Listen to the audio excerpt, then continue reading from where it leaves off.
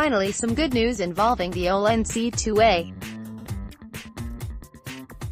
Oregon State confirmed on Thursday that the NCAA had granted a 6th year of eligibility to quarterback Jake Luton, keeping him in Corvallis for a final go-around under center.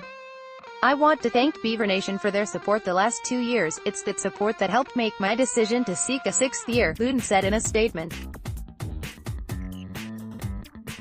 "I'm excited to have the opportunity to work with Coach Jonathan Smith, Coach Brian Lindgren, the entire coaching staff and my teammates as we continue to build this program. Go Beavs, we're excited to have Jake for another year," Beaver head coach Jonathan Smith said.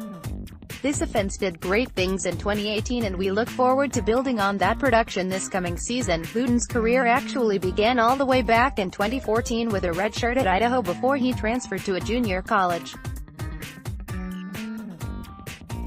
He developed into a highly regarded player in 2015 at Ventura College and was expected to be the Beavers' long-term option at quarterback after transferring in back in 2016. Injuries, however, have kept him off the field quite a bit the last 2 years. In 2017, Luton made 4 starts early on in the campaign but was sidelined with a back injury, and this most recent season saw him make 5 starts before leaving with an ankle sprain. All told, the 6'7" signal caller has thrown for 2,513 yards and 14 touchdowns the past 2 seasons at OSU. While the focus in Columbus is undoubtedly on a potentially transferring quarterback, Ohio State head coach Ryan Day is keeping his head down and continues to fill out his first staff leading the program.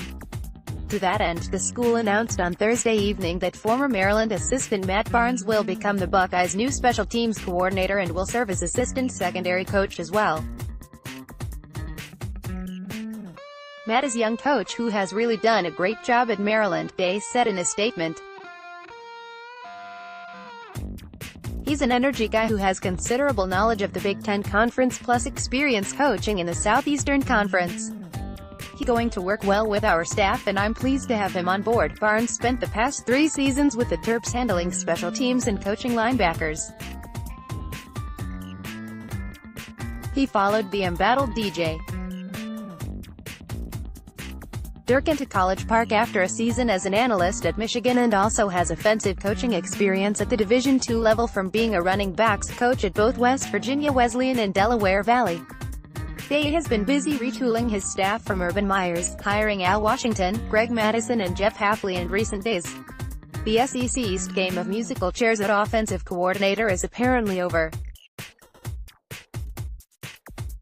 Hot on the heels of Tennessee's hire of Jim Chaney as OC in Knoxville, Georgia apparently was responding in kind by potentially filling his spot with another division rival's coordinator.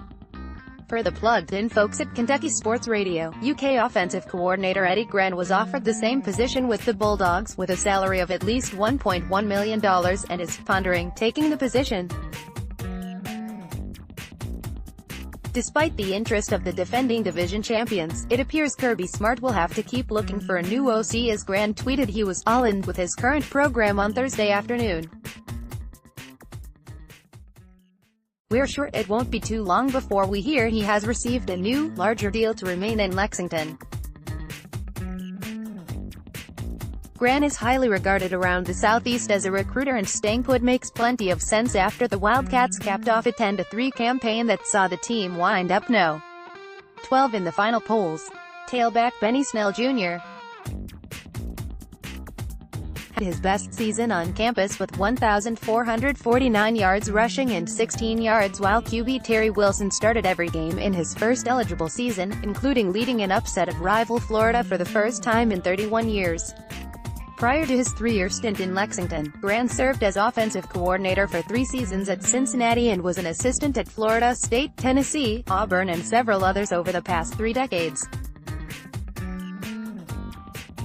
Despite returning a large number of starters from a successful 10-win season, Michigan State's offense nosedived in 2018 to the point where the Spartans lost the lowest-scoring bowl game in a decade and wrapped up the most recent season as the 125th team in scoring offense.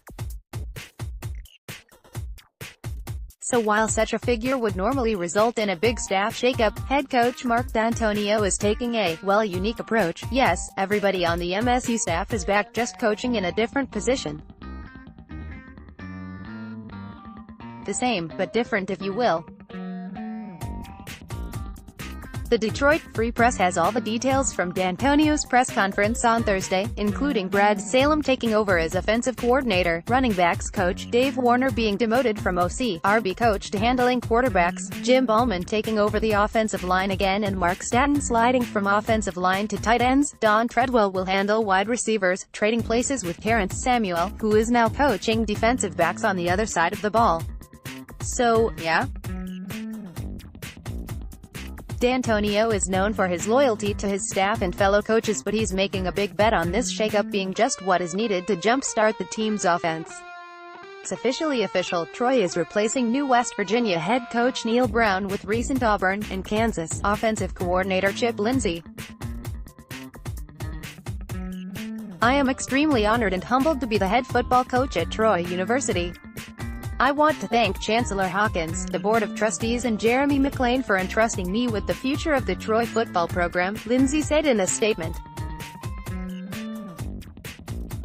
Our family is beyond excited to come back home to the state of Alabama and to Troy as we continue to build on the foundation that has been laid for this program. I have seen firsthand the passion of Trojan Nation and the student athletes that represent it.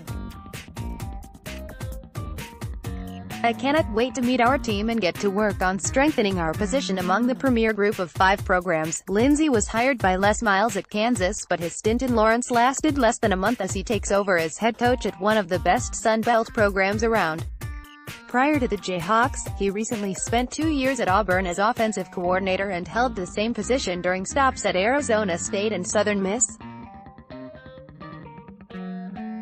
The move to Troy is both a homecoming and another notch in what has been a fairly meteoric rise from a high school head coach as recently as 2012. Lindsey was also the Trojans' QB coach back in 2010 and helped the team win a conference title during his previous stop on campus.